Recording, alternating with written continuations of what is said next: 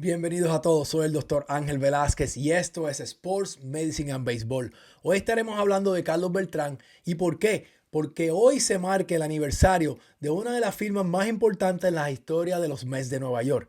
Hace 21 años, Carlos Beltrán firmó con los Mets de Nueva York, una firma que cambió el rumbo de la franquicia en los años 2000. Cuando Beltrán firmó en enero del 2005, no fue simplemente una contratación de agencia libre, fue una declaración. Estaban listos para ser relevantes de nuevo.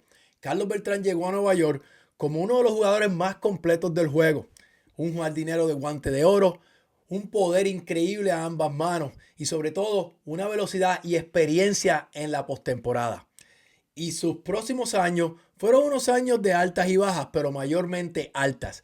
Fue un jugador muy importante en esos equipos del 2006 al 2008. Así que hoy hablaremos de las expectativas que enfrentó Carlos Beltrán en Nueva York, sus logros y producción elite, las lesiones que moldearon y muchas veces limitaron su legado, su importancia en los equipos de entre el 2006 al 2008 y finalmente vamos a hablar de dónde él está entre los mejores jardineros de la historia de las Grandes Ligas.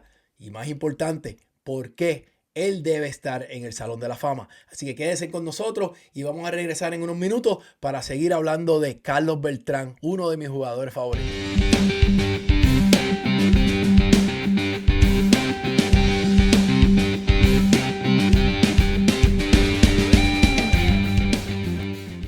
Y regresamos de nuevo al podcast hablando de Carlos Beltrán. Y una de las cosas que me hizo hablar de Carlos Beltrán no es tan solo de que soy un fanático de él, pero que cuando yo estaba en la universidad, yo tenía un amigo que se llama Pedrito Córdoba o Pedro Córdoba, le decíamos Pedrito, y él siempre me hablaba de este muchacho de Manatí que iba a ser un pelotero espectacular. Y me hablaba de Carlos Beltrán. Me hablaba de cuando él era jugador, ¿verdad? En las ligas en Puerto Rico. Cuán bueno era él y sobre todo su dedicación al deporte. Así que yo veía a Beltrán de una manera diferente mientras él estaba en su carrera, porque desde mucho antes de que él fuera excelente jugador de Grandes Ligas, tenía ya una idea de él sin conocerlo, pero tenía una idea porque mi gran amigo Pedrito Córdoba siempre me hablaba muy bien de él. Pero seguimos con el podcast aquí y lo primero que les quiero decir es qué difícil debería ser jugar en la Gran Manzana. Qué difícil es ir a Nueva York, especialmente en ese primer año, y tratar de jugar a tu nivel máximo. Y Beltrán no fue una excepción a eso. Sabemos que muchos de los peloteros, especialmente puertorriqueños que han ido a Nueva York, han tenido unas dificultades al principio. Y Beltrán no llegó en silencio. Beltrán firmó un contrato de 7 años y 119 millones, que fue el contrato más alto o más grande en la historia de la franquicia en aquella fecha. Y él vino con una postemporada de sueño. Una postemporada donde él batió 435 con 20 hits, 8 cuadrangulares, 14 RBIs, 6 bases robadas y un on base percent de 536 y un slugging percent de más de 1000. O sea que imagínate, cuando él llegó a Nueva York, él venía de una postemporada de ensueño. Y obviamente los fanáticos no esperaban nada menos de él. Pero Nueva York no es fácil. Así que ese primer año fue un año en que él, ¿verdad?, tuvo unas dificultades por muchas razones. De seguro fue unas dificultades de adaptación a una ciudad grande, de adaptación a una cultura diferente, de adaptación a un media o a una fanaticada diferente que te apoya en todo, pero a la misma vez te van a criticar cuando no estás haciendo las cosas como ellos esperaban. Y hay muchas figuras que han estado ahí, que han tenido la misma dificultad. Pero Beltrán no se escondió. Beltrán se ajustó. Beltrán aprendió la ciudad. Y una vez que se estableció, se convirtió en lo que los Mets esperaban. Se convirtió en un jugador elite que definió una era para los New York Mets. Sus estadísticas hablan por sí solos. Desde el 2005 al 2011, Carlos Beltrán fue uno de los jugadores más completos del béisbol y punto. Con los Mets él aportó poder elite a ambos lados del plato. Una defensa de nivel de guante de oro en el jardín central, que luego al final se convirtió en un jugador de esquina que también aprendió diferentes facetas en su carrera.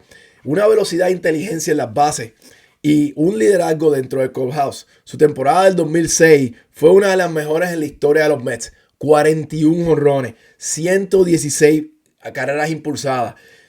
Tuvo guante de oro, bate de plata y finalista entre los primeros 5 para las votaciones de MVP. O sea que ese 2006 marcó una carrera increíble y un momento pivote después de venir del 2005 para Carlos Beltrán. Y Beltrán no solo producía, él dominaba el juego en todos sus aspectos. Definitivamente su defensa era increíble y sus lanzadores tenían una confianza en él. Y él, pues, día y noche, él venía y salvaba carreras patrullando ese jardín central. Y en su mejor momento, Carlos Beltrán fue uno de los jugadores más completos que jamás hayan visto el uniforme de los New York Mets. Pero su estadía con los New York Mets no vino sin adversidad. Beltrán en agosto 11 del 2005 tuvo una colisión con Mike Cameron en el outfield. Y aunque Mike Cameron tuvo mucho más tiempo fuera del terreno, Beltrán solamente perdió 4 partidos. Y mirando hacia atrás y mirando el video, esto pudo haber sido mucho peor de lo que fue. Y de seguro, Beltrán tuvo síntomas de contusiones cerebrales y tuvo otros síntomas de diferentes partes del cuerpo físicamente que le afectó después de esta colisión. Y si miramos los números, Beltrán ese año batió 18 jonrones. Beltrán ese año batió un poco más de 260 y no fue el jugador que había sido el año anterior. Así que de seguro esta lesión fue parte importante en la disminución de producción ese año. Y eso es sin contar, ¿verdad?, la presión que tenía él en Nueva York y el ajuste que él tenía que tener. Así que imagínate, vas a una ciudad nueva, una ciudad donde las cosas se magnifican y tienes que ajustarte a una cultura diferente. Y cuando estás ya a mitad de ese verano, te ocurre una lesión y tratas de regresar lo más rápido posible. Esas son situaciones donde muchos fanáticos no ven y pasan por desapercibido. Pero esa no fue la única lesión, esa fue el principio de su tiempo con los New York Mets. Después, él desarrolló problemas de la rodilla, donde en un momento tuvo una cirugía que se llama una cirugía para ayudar al cartílago. Y esta cirugía, pues obviamente no van a restablecer el cartílago completamente. Esta cirugía lo que hace es ayudar a los síntomas, pero la persona continúa con algunos síntomas durante su carrera. Y obviamente esta lesión de cartílago afectaron o limitaron su disponibilidad en el terreno, afectaron su alcance defensivo y afectaron especialmente los últimos años con los Mets de Nueva York. Pero de manera injusta, porque los fanáticos, ¿verdad?, lo que estamos viendo es lo que está en el terreno, lo que estamos viendo son las estadísticas. Hubo una percepción públicamente de su durabilidad. Y nos estamos olvidando, ¿no? Ahora que regresamos y miramos hacia atrás, Beltrán jugó 20 temporadas. Si estamos hablando de durabilidad, 20 temporadas suena bastante para un jugador, especialmente un jugador con la velocidad y en una posición tan importante como el jardín central que él jugó. Así que incluso cuando esto disminuyó físicamente, Beltrán siguió produciendo. Beltrán en su último año compartido con los New York Mets y San Francisco, él dio 22 jonrones. Él empujó sobre 70 carreras. Así que en realidad su durabilidad es algo que muchas personas están cuestionando. Pero si miramos hacia atrás, fue de una manera injusta. Fue de una manera que pasamos por desapercibido lo que estos jugadores tienen que hacer. Pasamos por desapercibido lo que ellos tienen que pasar para poder estar en el terreno día a día. Así que su durabilidad en el terreno a veces pasa por desapercibida, pero jugándole Ciudad de Nueva York no es fácil. Y Beltrán lo hizo en silencio. Beltrán fue el corazón de los New York Mets desde el 2006 o entre el 2006 al 2008. Esa era dorada del 2006 al 2008 de los New York Mets no existe sin Carlos Beltrán. Ese equipo del 2006, uno de los mejores de la historia de la franquicia, giraba en torno a él. Era un jardinero central que titulaba todos los días, era el productor de carrera, el ancla defensiva y la presencia calmada en momentos de mayor presión. Y sí, cuando hablamos de mayor presión, hablamos de ese momento en que él se ponchó, ¿verdad? Fue el último out de esa serie de campeonato en el 2006 contra San Luis. Pero ese ponche no debe reducir su legado con los Mets de Nueva York. No podemos perder esa perspectiva y ser realistas, porque hay que ver que el béisbol puede ir a un lado o hacia otro. Y puedes estar en tu mejor momento y en un momento vas a fallar, porque muchas personas fallan y muchos jugadores fallan 7 de cada 10 veces y todavía pensamos que son unos Hall of Famer. O sea que pensar que Beltrán no fue uno de los mejores que vistió el uniforme de los New York Mets pensando en ese ponche que él tuvo contra San Luis es sumamente injusto. Sin Beltrán, los Mets no ganan 97 juegos ese año. Sin Beltrán, los Mets no ganan la división del Este. Y no se convierten nuevamente en una potencia real.